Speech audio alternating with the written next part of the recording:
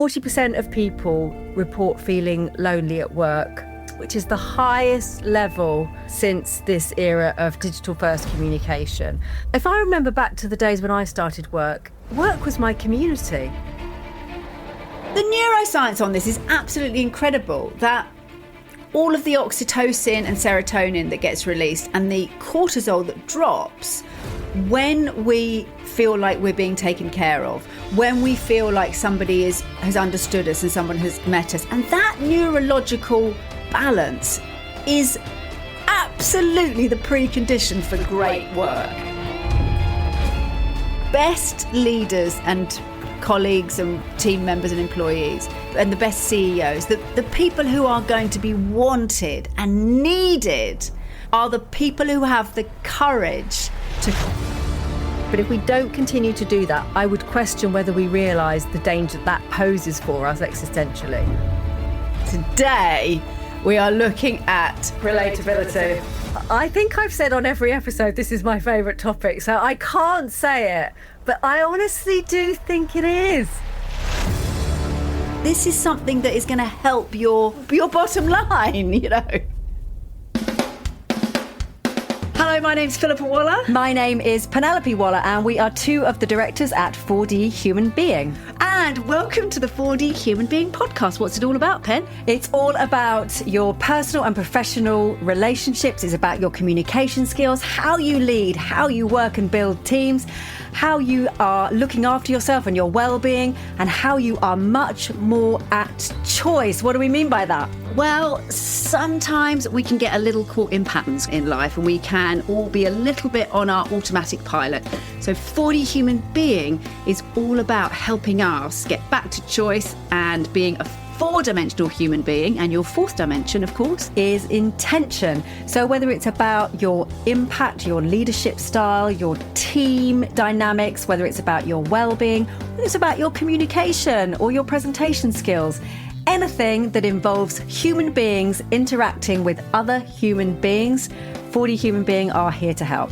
We're going to take a deep dive and look at some tools, insights, theories that are going to help you go from a 3D human doing to a 4D human being so that you can happen to the world rather than the world simply happening to you.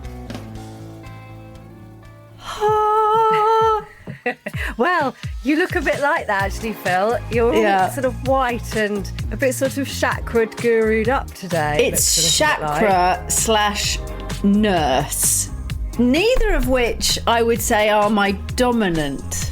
I'm not sure nurse is... Yes, but I do look like either I'm going to sit on a beanbag or prescribe you some sedating pills.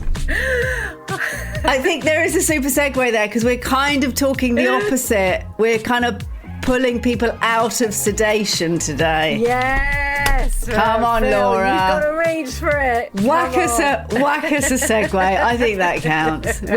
I'll be the judge of that.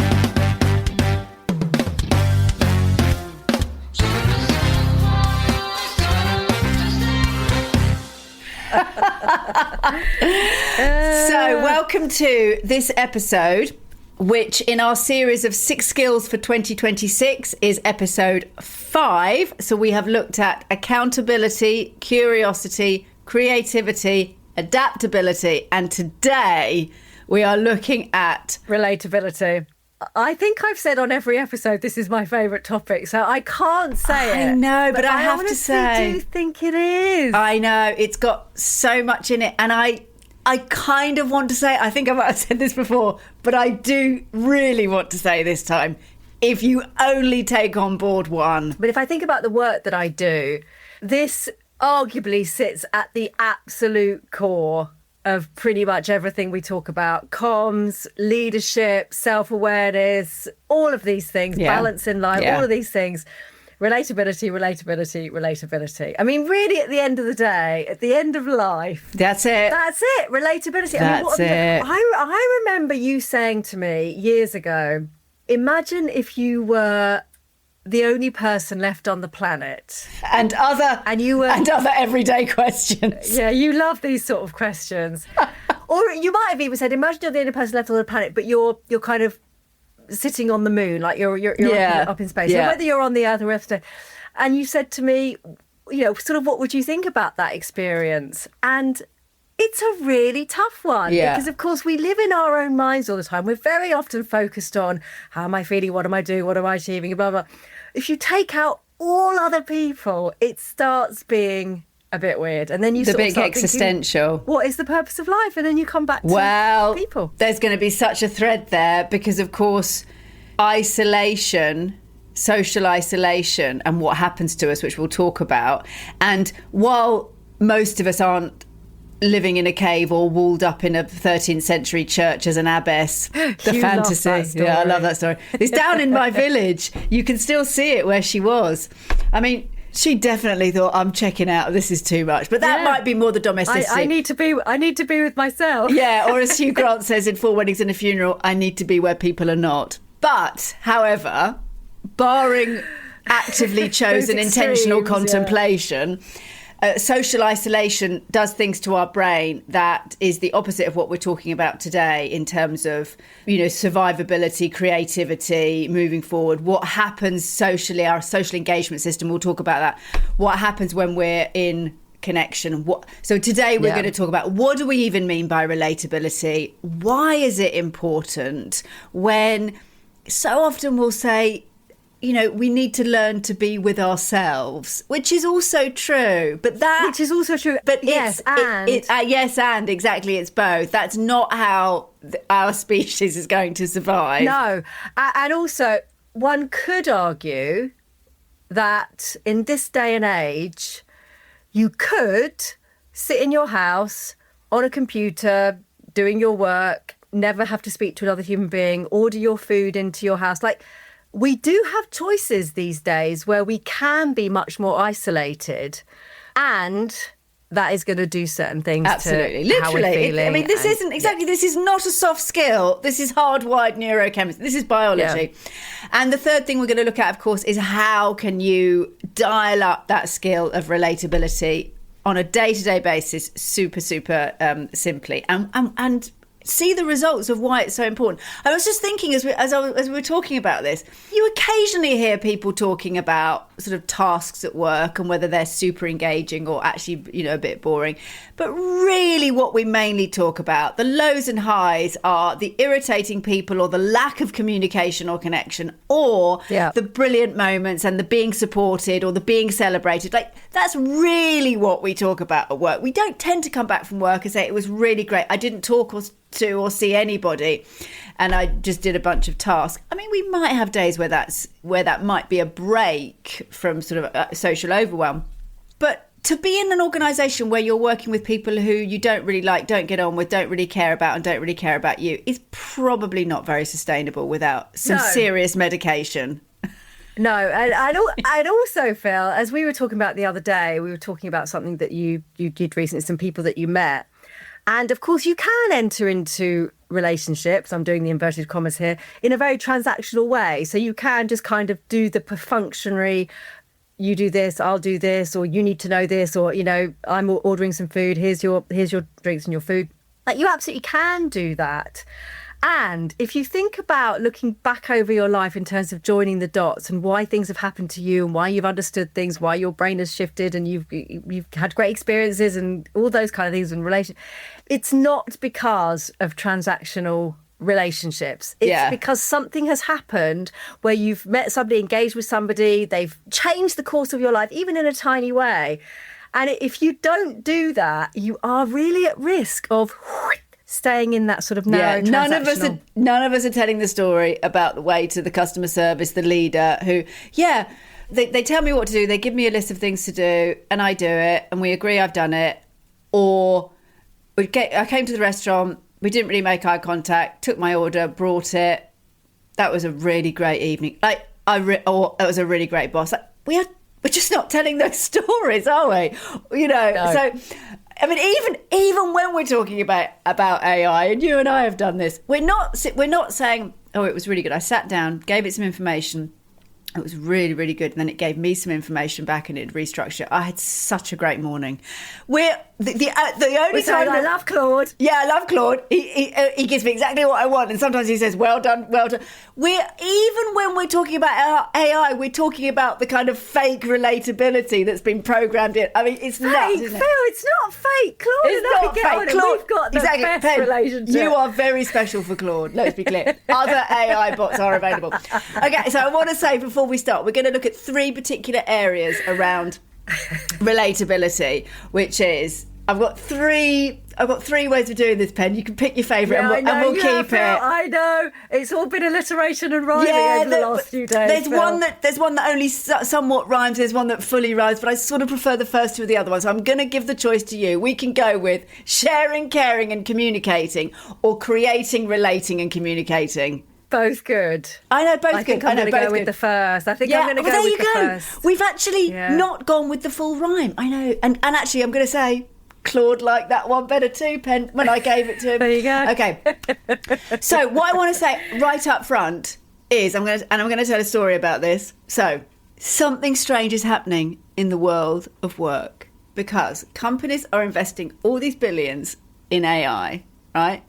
Cutting the people who answer the phone and take care of each other and, get teams motivated and bonded. And guess what's happening? They are rehiring. Secretly, quietly, they're rehiring. Why? 50% of companies regret losing these people.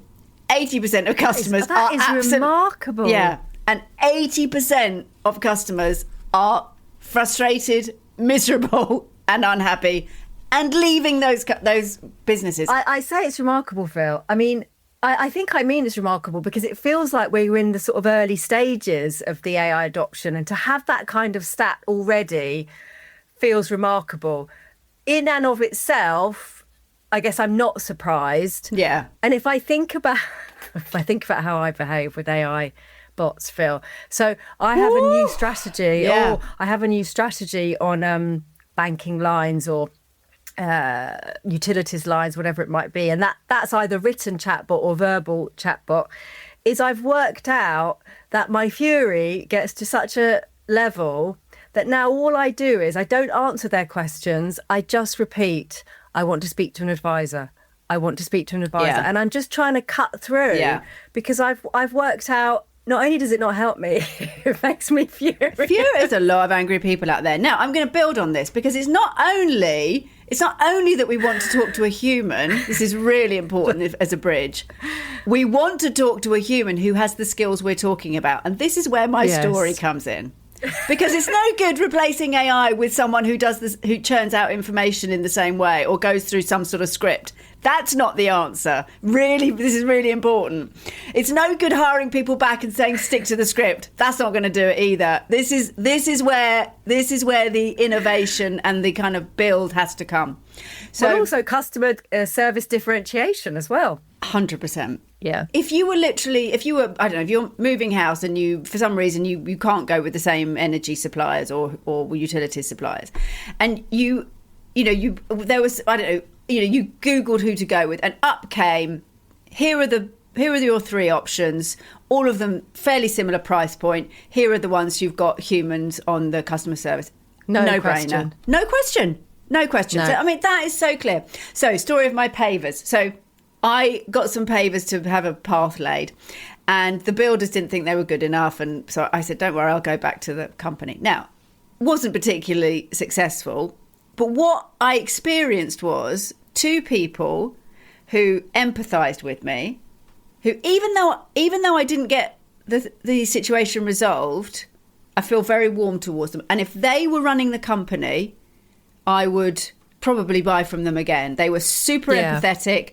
They said, I'm really sorry that you're experiencing this. This is how the product comes. This is what it should be like. And there was sort of, that was the gap between what my builder expected and what they said. But fine. But they were great. And I actually felt like I'm okay. I feel like they've got this in hand. They're going to do whatever they can. The problem came when they put me in touch with the technical supervisor or technical director. And what he did was simply send me reams of product specification detail. but endless bullet points justifying why this is what we sold, this is what the product is. I mean, when I say it's like scrolling through. And I wrote back to him and I said, look, I run a business. You have an unhappy customer. Can we... Phil, I just, of all the people... to send me bullet. Exactly. So I was a good case study because of all the people, I'm definitely not that person to send reams of bullet points to. And so I said to him again, I really hear you that you want to justify your position, but you still have an unhappy customer in front of you. So what would you like to do about that? And the emails just kept coming with these product specifications. Very good question, by the way, Very Phil. good question, by the way. And, nothing. He just kept on the same track. And so I finally said, I'm just going to close this off because the concrete's drying and they've got to lay these pavers. We're past the point now. We can't. There's nothing we can do. It's over. And he'd made that quite clear. But I wrote to him at the end and said, I want to close this off. And I want to close this off by saying, I really want to appreciate, and I gave the 2 names of the people who'd really helped me. I really genuinely value and appreciate the way that they empathised and connected and really tried to just understand that I was not satisfied.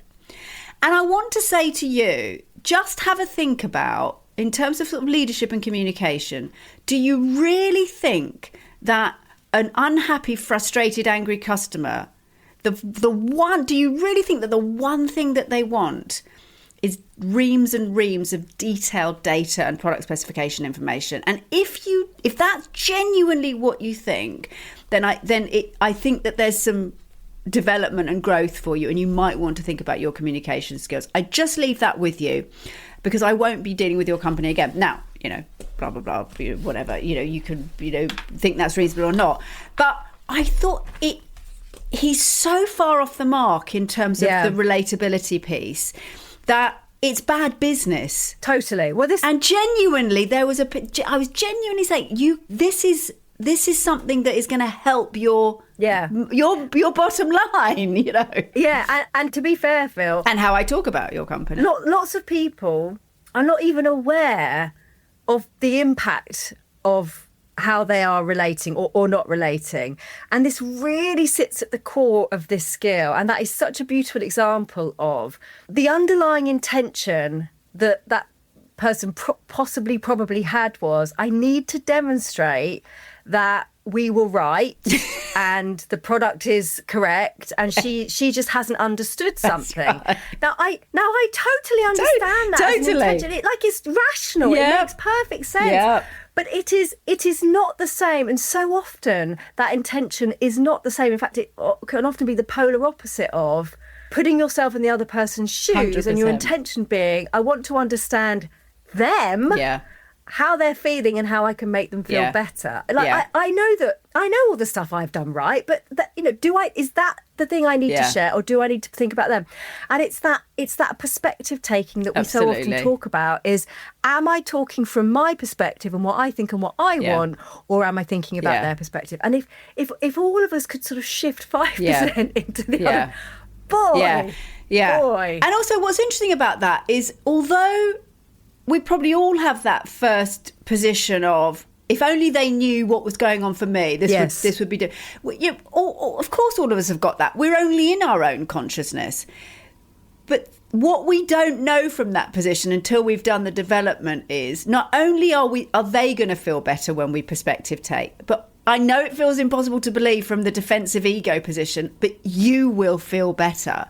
When you take that perspective, you know what you know. You know what you're right about or wrong about. That's just a stuck position. As soon as you get into connection and relatability and communication and understand from their point of view, then you've got an opportunity to integrate what you already know and then move forward. Yeah. I mean, it's a build. Our sister Charlotte is, she must be sort of the pinnacle of demonstrating this her whole life. Like, she's demonstrated it all of her life, where she never, ever worries about what her perspective is, whether she was right, whether she was wrong. She's In fact, she will apologise. Yes, yeah, exactly.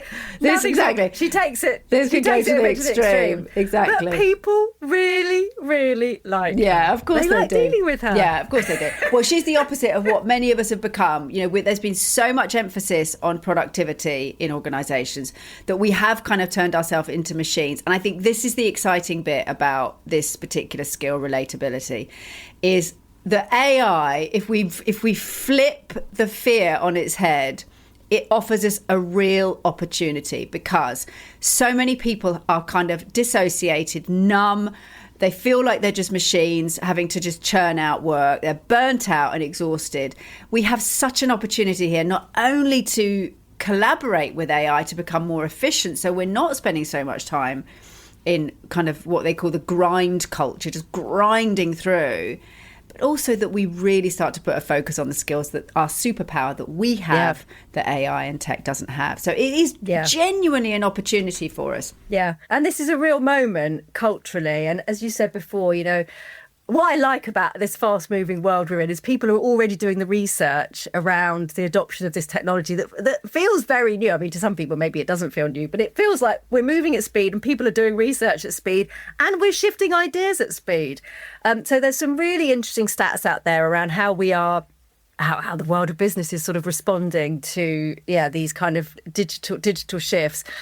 And I'm sure this comes as no surprise, but more than 80%, as you said, of customers said they would switch their brands, their suppliers, if they had a poor human experience. I can absolutely attest to that. Yeah. I should have said to that guy, I'm one of the 80%. And, that's not a good stat for you. Is that, well, interesting. I just switched energy suppliers, Phil. And it's so interesting because the old supplier called me up immediately because I love the new switching service, by the way. It's so easy. It just happens automatically. It's so brilliant. I think that's great that the government good example of efficiency. Yeah. Yeah, they've made it so easy for us to switch. So the old supplier called me up and the representative said, could ask why you switched. And I said, I'm just paying a lot. And I just, and she said, well, let me talk you through our tower and explain how it's the same as your new. And I said, no, I don't want to hear that. I don't want to hear you're right. I just need I need a company that's going to be more relatable. And so there you go. Another good example. Yeah. We know that the number one reason that employees leave work is relatability. So we don't leave companies, we leave bosses. Yeah. Yes.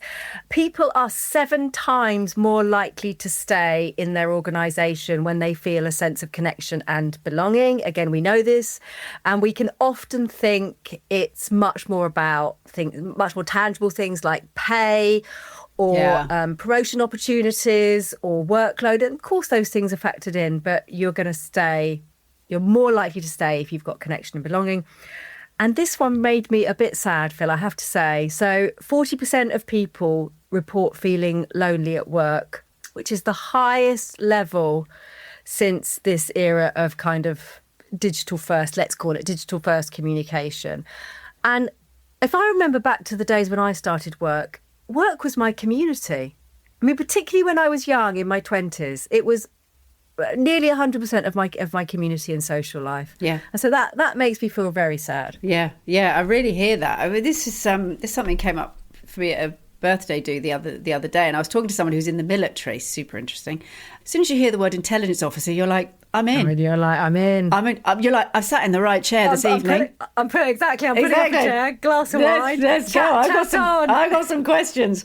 But what was it? What was particularly interesting was that in the military, it reminded me of the acting world, that community that is so unique to some industries where you're living and working together, and how, yes, in some ways more challenging because, of course, you've got more personal contact in some ways, but how meaningful, how intense, how those relationships become so important, that support in that community. I mean, if you think about both, I mean, they're very different, obviously, acting and the military, but if you think about how much those two businesses, those two industries rely on people collaborating and coming together at such a deep level of trust, like possibly the most that possibly the deepest level of trust is something like either kind of arts, where you've got to be absolutely egoless on trust on stage that someone's going to have your back.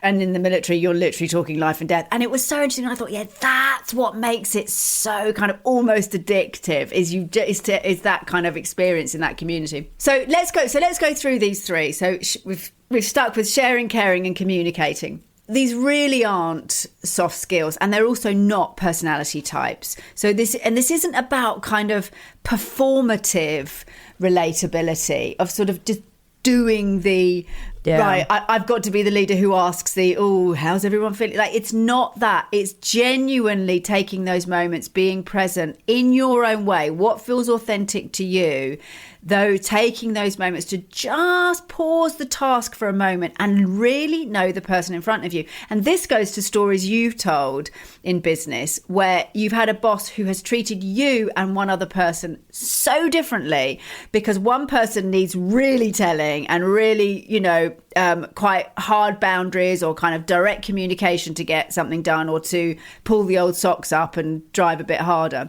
And you needed the tiniest of nudge. And it's that awareness of who have I got in front of me and what's the experience like for them right now? And part of this, which we'll come to, is when you've got a deadline that might be missed, or you've got an issue in a team or with, a piece of work, is to take a moment to think, what is it like for this person right now? And start there. You can get to the task, that's fine. But if you start on the relatability and the human side of it, the human connection, you've basically fertilized the field. You've done the groundwork. So sharing, that is the superpower of the Homo sapien. I do love this, Phil, so much. This is so brilliant. It's so brilliant. This is why it's so fundamental. Anybody out there who is kind of information hoarding to create a power base, this is gonna blow your strategy out the water in terms of what's really going to make you successful. Yeah. The reason that we are even here, Homo sapiens, the reason we survive, this is the mind-blowing thing. The more and more that we know through, what do they call it, sort of anthropology, I guess, sort of, and archaeology, that we cohabited. So we are not just direct descendants of, Neanderthal or Homo erectus or Homo florensis. Like, there's other species, but we cohabited. We were all living we crossed over basically, and they knew how to make tools and use tools. But the big difference was not the size of brain, not the intelligence, not the ability to use tools. The absolute difference between Homo sapiens and other species of human was our ability to cooperate, collaborate and share ideas. I mean, full stop. Yeah. Isn't that incredible? Yeah, it is really incredible. And when you boil it down to literally survival and thriving of a species, you can no longer call that a soft skill. Yeah, like that is exactly. That's your survival dependent.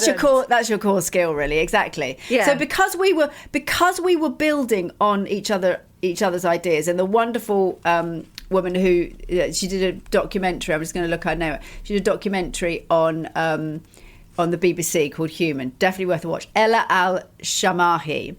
And she talks about, this is the sponge cake to red velvet cake. So other species of humans would have, didn't of course, but let's say invented the sponge cake. And they go, oh, lovely. Great sponge cake, lovely sponge cake, eat the sponge cake. Keep repeating, rinse and repeat. Because no one's really talking about that. We're not sharing it outside of our tribe. This is good. We're done. We're cooked. Literally in this case. But what Homo sapiens did was go, oh, a sponge cake. Oh, what else? Oh, I like that. What about if we had this? Oh, we've shared it with that tribe. They've added this. Oh, they've shared that they added that. They built on our idea and they did this. Oh, let's try that now. And that's how you get the red velvet cake. So it's sponge cake to red velvet. And we're really, really good at sponge cake to red velvet. And that's why we find ourselves where we are now. Firstly, that we've survived. And of course that we very, very quickly, insanely quickly, we think about how many hundreds of thousands of years we were using tools to, kill an animal and make a fire. And in a blink of an eye, we have machines that can talk to us and, we're sending rockets to the moon and satellite. I mean, it's nuts how quickly we've done it. Well, actually, when you were talking to me about this, and I must watch that series, it really sort of brought home how young we are as a species. Like we feel like we've been around forever. And I think we're quite, I would say, maybe this is unfair, but I think we're quite cocky. We're quite self-assured. A bit arrogant, yeah. We are the top of the chain, and we're going to be around forever because, here we are, we're amazing. But we have been around as a species for such a short period of time, and that has been really dependent on relatability and sharing. And I already feel like we're starting to sort of subconsciously think, well, that doesn't matter. That doesn't matter if we share with each other. And it's the very thing. No, that's our superpower. No, keep doing that. Keep doing that. This is absolutely, Pen, absolutely. And what's interesting about this is that machines can't help us feel and be motivated and be excited or be curious.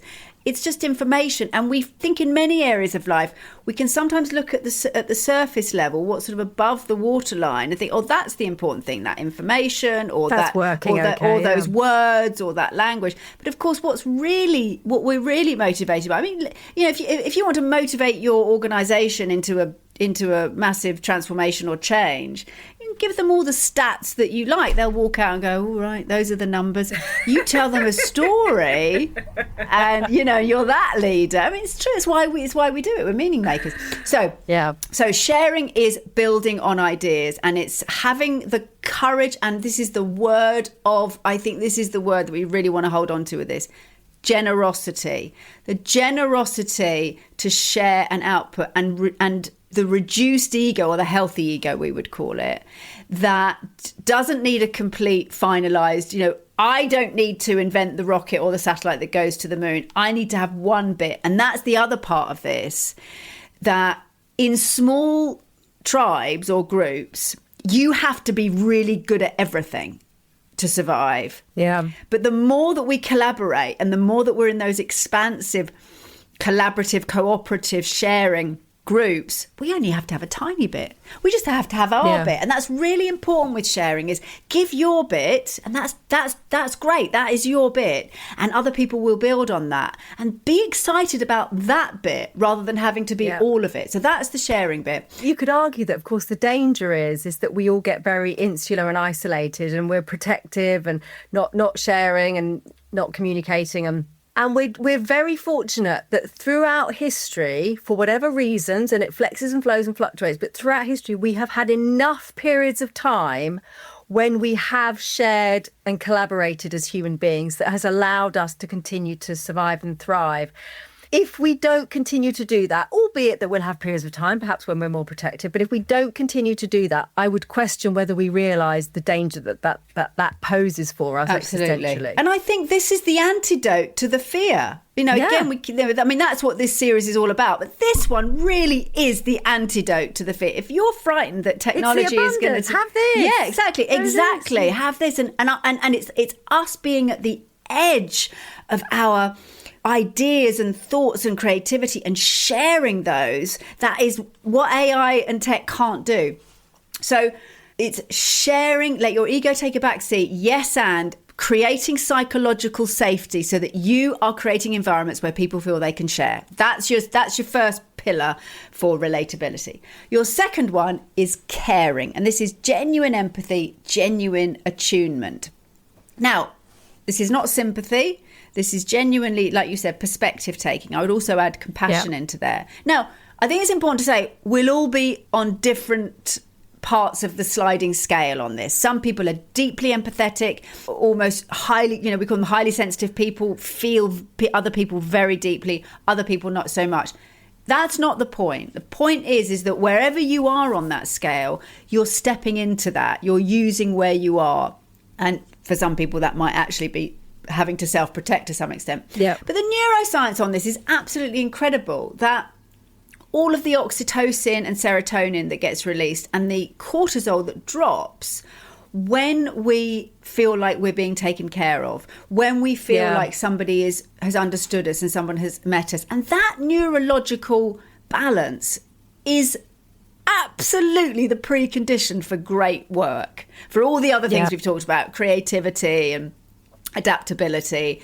And there's one thing I really, really love about this. This is really important. Caring is really easy when we're in a really good place. Yes. That really, I think, yes, take a moment to think about what's going on for the other person, to feel into, you know, the most productive teams are the most psychologically safe ones. We know all of this. What people are experiencing matters. If you can connect with that.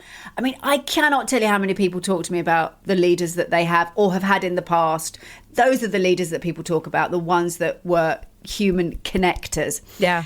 So that's all true. We know that statistically, if you can empathise, care, show compassion for other people just for 30 seconds before you go into task even, that's what will stick. That's what people will remember. That's what will make them feel safe. That's what will regulate them. That's what will make them more productive and less burnt out. Yeah. No question. And if you can do it under pressure, that is your super skill.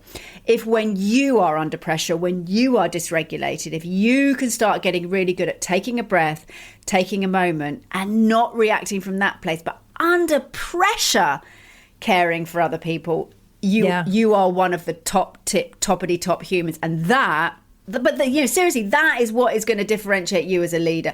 Somebody who, when times are tough, when things are changing fast, when people feel absolutely overwhelmed, if you are the leader who can hold people through that and empathise with their human experience and make them feel safe, you are going to be gold dust in the employment market. Yeah. There's three things I would say about this, and we'll come on to some sort of tangible things we can do. But there's three things I would say. So one is lots of organisations, ones that we work with, have got caring as one of their sort of pillars or their principles within the organisation, which is great.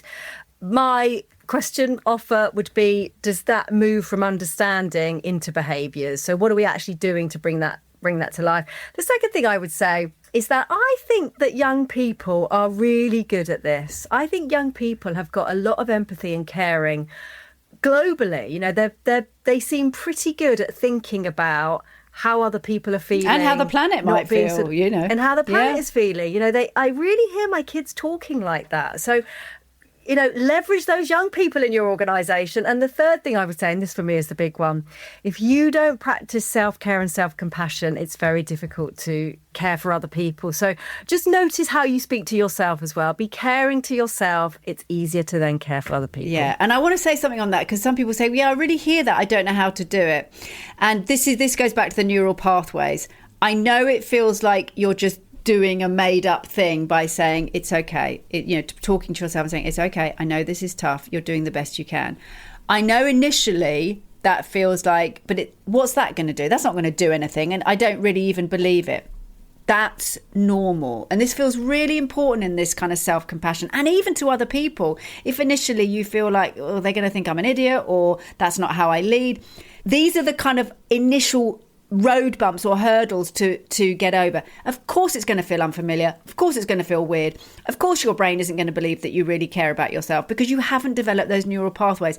But we absolutely promise you, if you keep doing it, at some point the brain goes, this seems to be a regular pattern. Yeah, this feels familiar. This feels familiar. This seems to be true. So keep doing it. Don't get. It's like giving something up, like learning a language or doing yoga or doing dance. It's like giving it up at the beginning because you go, I can't do it. Of course you can't initially, but trust that if you just keep doing it, it will become second nature. It really is having that faith. Okay, so that is the caring. That's the third piece. Second piece.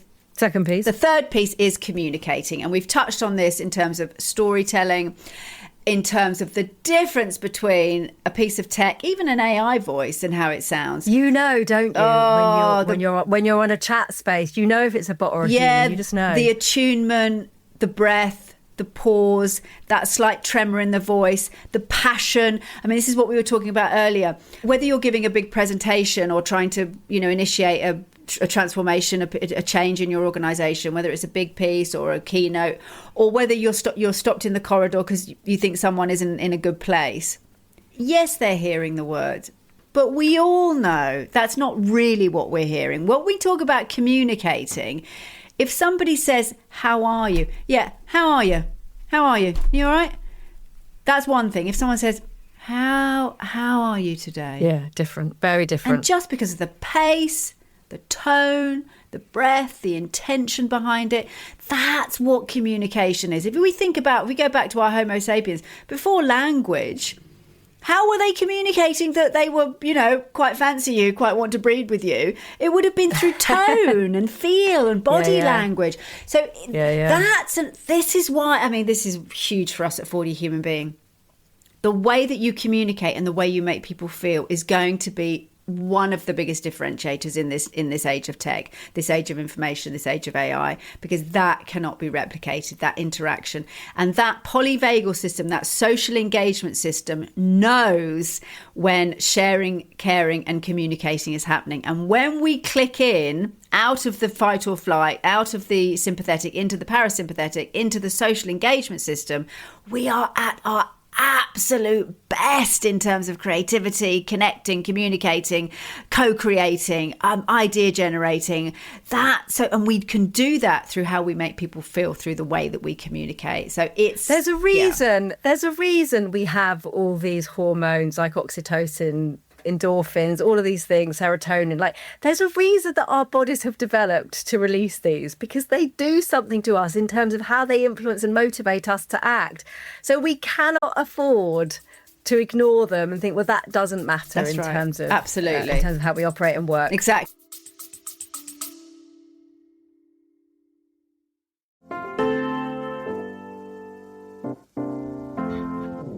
A quick word from us at 4D Human Being. If you're enjoying the show, please do click follow so that you can have the 4D Human Being podcast instantly in your feed. And we'd love it if you liked and reviewed us. Let us know what you think.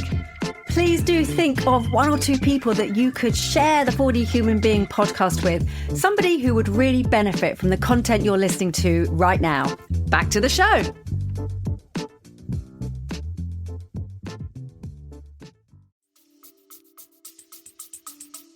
So, just to finish that thought on communicating, the best leaders and colleagues and team members and employees and the best CEOs, the people who are going to be wanted and needed are the people who have the courage to stand up and communicate with passion and to really mean it. Because we are entering an age, I'm telling you now, the tech age is going to segue absolutely no doubt into the age of meaning making and story.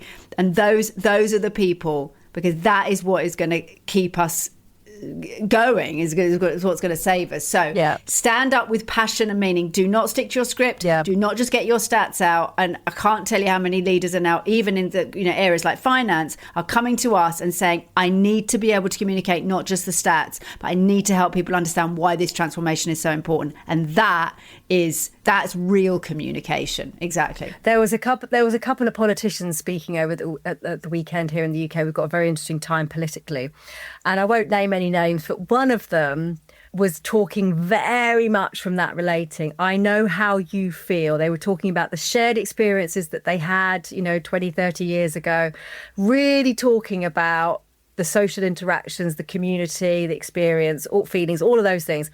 And then the other politician was talking about a change in processes that they'd made to help smaller businesses operate more efficiently. And it's not that the second thing wasn't a good thing and useful. I mean, it absolutely was. But as the podcast that I was listening to was analysing these two pieces of communication, I mean, it just fell flat. And what was interesting was that there wasn't any delivery of anything in that first piece of communication. It wasn't they were solving anything or delivering an initiative, whereas there was in the second one, but it fell flat on its face, the second one, compared to the first one because of the perspective and where it came from. Exactly. And we know it. We know it. I mean, if we think about, a good example might be kind of, global aid funds. We can talk about the big numbers of how much aid different countries are getting, and we can compute that. But when you start using story and communicating in a way that says more like, this is the difference between every child in that country getting an education or every mother in that country having access to clean water every day, that's when we get it. It's not the numbers, it's the stories, because we can relate to it. We can relate to it, exactly. I just want to say this I love this stat, Pem. There was some research done at Brigham Young University, 2015, social isolation, just coming right back to relatability and bringing all of these three together, sharing, caring and communicating. that social isolation is the equivalent to smoking 15 cigarettes a day. I mean, No. in terms of the measurable physiological damage. I mean, that's how tangible this is. So if we add on to this, not only about sort of survival, not only about your own career, your own business, how important this is, but in terms of tangible impact to human beings' health, when we reach out to another person or check in with them, we are doing the equivalent of stubbing out those 15 cigarettes and saving them from the harm that could do for them. Isn't that incredible? That is and I don't incredible, think we Phil. always, I think this is what's so important about this particular skill, is that it's so much easier to think about pay or a healthy diet as having an impact on us. But connectivity and relatability is having either health or lack of health impacts on us all the time. Exactly. It's incredible. Do you know what, for whatever reason, that's really made me think is where the responsibility lies for this? Because let's say we all had that piece of information and we are somebody that tends to find it difficult, or we're in a circumstance where we tend to be a bit more socially isolated. Where does the responsibility lie for this? And I would offer it lies with all of us. So you can say, if you have people in your team that maybe find relating difficult, you can say, we know that's just how they are, or that's their choice. And whilst there is a truth to that, we can all kind of meet each other halfway. And I know I say this all the time about, do you meet the eyes of the waitress or waiter or the check-in person at reception? And can you give somebody 30 seconds of relatability, even if they haven't given it to you? Because every time you do that, you are changing their experience and how they are then more likely to go and relate to other people. So we have to jointly take responsibility for this. I couldn't agree more. And let's add in the neuroscience on that. That the problem with isolation, and to some extent depression and other presenting issues that people are dealing with, certainly over even a short period of time, but certainly a prolonged period of time, when we're in that space of social isolation or depression, our dorsal vagal has kicked in. We've numbed out because we can't tolerate the feelings. It's, that level of unhappiness, that level of difficulty to sit with us. So we have to disconnect. So now we're in what we call the dorsal vagal. We've numbed out, we've disconnected. We're just sort of eating Pringles on the sofa and not answering the phone because we just can't. It's too much. Other crisps are available and other coping mechanisms are available. Might be alcohol, gambling. But that is a way of numbing out, and so to notice when you're not picking up the phone. Now the difficulty here is we can all look at that person and say, pull your socks up if you went outside, and there's a truth to it. And we've talked about this in terms of discipline. To some extent, that's true. If you get up in the morning, if you move your body, that is all going to help. But the difficulty is that when we're in that dorsal state, we can get very stuck, and even as a really good friend or a really good boss, we might try and reach out and say, oh, what can I do? Is there anything that you need? But in that dorsal state, we can't answer that question. So it's a real bind. It's a real stuckness. So I would say, or to build on your saying that actually it's, how can we share that responsibility, is also to understand when people are feeling socially isolated. I mean, this is a sort of add-on to what we're talking about today, the sort of extreme of relatability when things get really tough, is we have to be more directive with people who have hit that real social isolation or are really having difficulty kind of staying in connection or being in the world, and tell them, I'm going to come round and have a coffee with you at 10 o'clock. We're going to go for lunch today. Or tell me one thing that you need from me today. We need to get very directive to help them break out of that. So if you're feeling frustrated, you're saying, well, I'm trying to be relatable, I'm trying to be in connection with them, I ask them what they needed or how they are. Those open questions are very difficult to answer from a social isolated dorsal state disconnection. So just as an extra tip, if you're finding it very difficult to get through to somebody, get much more directive and much simpler. Don't ask compound questions. Is there anything I can do? Or do you need me to go and get, it's too much. They haven't got the brain state. Give them one thing do you want me to do, or one thing I'm going to do for you today. Just tell them. Yeah, it's like and that's going to help much more. And it's really worth mentioning this, although we very much hope that that leaders and teams out there don't have too many people that do feel very socially isolated. But it's really worth mentioning to come back to, as a leader or team member, what you think your job is. And it's not, I'm not saying you have to go out and sort of rescue people and help people who are feeling socially isolated. But part of your job is ensuring that people are feeling in a state of relationship and relatability, even if those are tiny, tiny things that you do every day, not just walking in sort of waving to people, but sort of stopping and looking at somebody for 20 seconds and saying, hi, it's really nice to see you today, or, talking about the football score, whatever it is. It's making those connections all of the time is part of your job, because that's moving people's brain states and therefore how they'll interact and what they'll be doing. Pen, I love that. I mean, here's an offer. What if today your job was Chief Relatability Officer, and your three job description tasks are to share, care, and communicate, and that's your job for today? What would you do differently? Everybody should have a Chief Relatability Officer. It. Okay, so I want to say this one sentence, and then we're going to move on to what can you do? What are some sort of practical things you can do every day? Here's a nugget. What if the question is not, what if AI takes my job?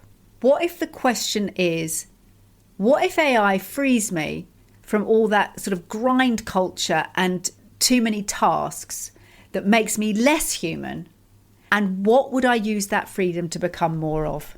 That's the question you want to ask yourself today. So the collective relatability will save us. So let's look at some ways that we can actually sort of put this into practice. So I'm good at this first one, Pen. You'll know this. Number 1, the half-formed idea practice. Oh. And this is in the sharing. Can you share with somebody today a kind of half-formed idea that you have? So this is developing a practice that means you don't have to present your own self-created, individual, polished product. You start to build a practice of, I had this thought, it's half formed, but just this idea, and I don't even know how it's possible, but something around, or what do you think? How can you share a half formed idea? I think For the Human Being is basically created on endless half formed ideas, quite frankly. So that's your first task. Yeah, I love the what if. In fact, I had a conversation this morning with a leader, and this sits really nicely in the conversation that we had, which is there can be a little bit too much coming with the excuses, because, times are tough and lots of people are working with significantly less resources. There can be a lot of sort of coming with excuses, which are very valid. It's not that they're not true, and perhaps not enough of coming with solutions, because we don't have all the solutions. So why not come with a half a solution? I've been thinking about this. Anybody want to build on it? That's it. And that actually takes us to number 3. So let's quickly skip to that, which is the cumulative culture audit, which is building in a practice of, for a period of time in a meeting, and hopefully then it spills out of meetings, is all we're going to do is build on each other's ideas. I want half-baked ideas. I want any little nuggets or threads that you've got, and all we're going to do is build on them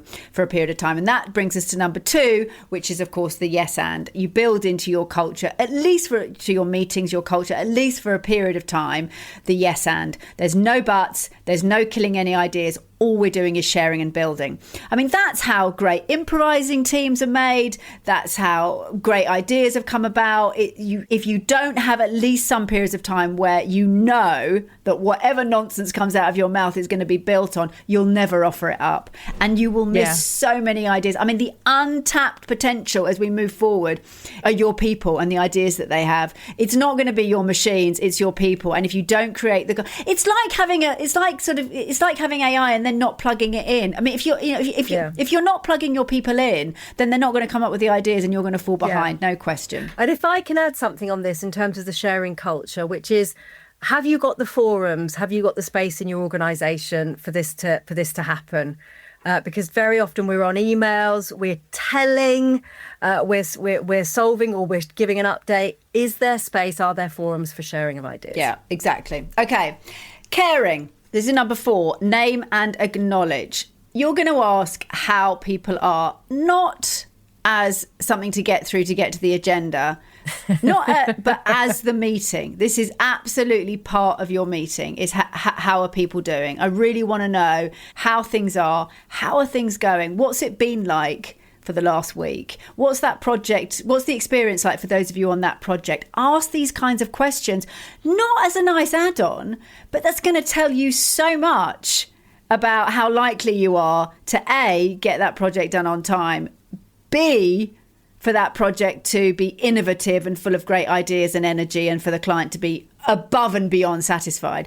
You're going to get that information not through the stats. You're going to get that information through, we had a great week last week. Bob suggested this, and then I suggest, I'm really enjoying it. Or it's really difficult. I'm finding that people aren't communicating, or that's what you want to know. Yeah. That's what you want to know. And don't limit it just to people who are more junior than you. Can you care across and up your organisation as well? And really, really listen, because how your people are feeling and how they're communicating with each other is really going to tell you how successful your business is going to be. And I do have to say on this film, we talk about this when we do appreciation exercises in some of our workshops, is this is not the same as walking past somebody and slapping them on the back and going, all right, mate, which we can tend to do, particularly in some cultures. It really is being with somebody and, as you say, asking them a question and caring to listen to their exactly. answer. And the important thing here is to really appreciate and acknowledge whether someone said things are really great. Because some people find it difficult to be over effusive. So you've got to reward it, or else they won't say it. They'll stay neutral to stay safe.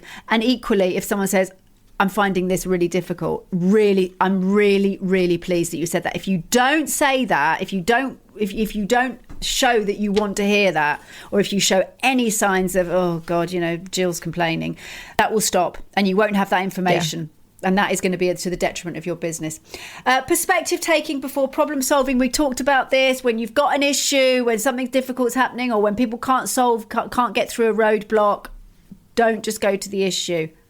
Ask them what it's like for them as they deal with this. So it's another version of that, because that's going to do so much of the heavy lifting for you. Because if you can meet in a kind of caring way, they're going to give you so much more information. They're going to be much more collaborative, even if they're disgruntled or annoyed. If you can meet people emotionally, meet people where they are, even if they're annoyed. It's my paver story. I never even got the issue resolved. But those two people who were empathetic to me, I would be delighted. I'd be delighted to work with them again if they were running the company. Exactly. If I can add something to this, so something quite tangible you can do that can really push you into the caring space is assume best intention from the other person.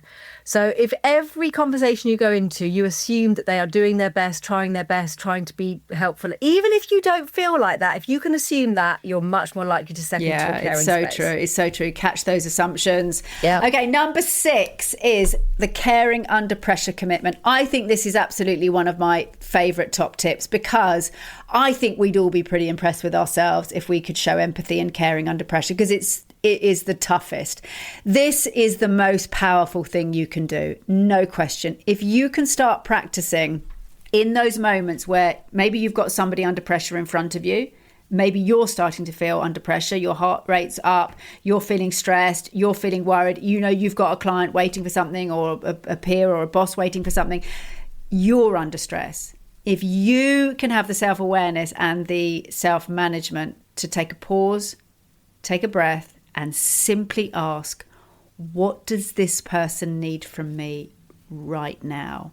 Not, what do I need them to do? What do I need them to know about the problem and why I'm annoyed with them?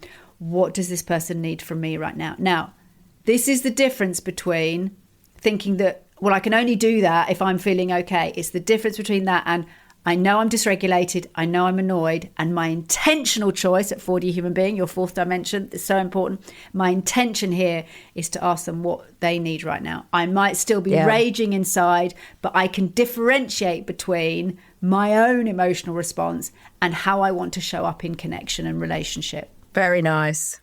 How proud would we be of ourselves if in those moments we were able to just take a moment and pause. I mean, I think those are some of my proudest moments. Well, the other thing it does feel, and I've noticed this more and more, is if you manage to do that and override the frustration, whatever it might be, your own body chemistry starts to change and your own emotional state starts to change. So yes, you're doing it as a favour to the other person to show that you're caring, but you're actually doing it as a favour to yourself as well. Well, and you know what that reminds me of, Pen? And I think most of us have had this experience that we're sort of a bit grumpy or a bit angry or can't be bothered or feeling a bit lazy, and then something happens. Somebody we love needs us, or maybe we're walking down the street and someone's having a panic attack, or there's been a road accident. And in an instant, we can shift. So we know we can do it. When something's important enough, we can shift. We can, we have that phrase in English, to get over ourselves. Yeah. We can get over ourselves and we can put our focus on others. So we know we can do it if it's important enough. The story habit. So this is simply... So we're going on to communicating now. So we're going on to communicating. Yeah. So the story habit. So really...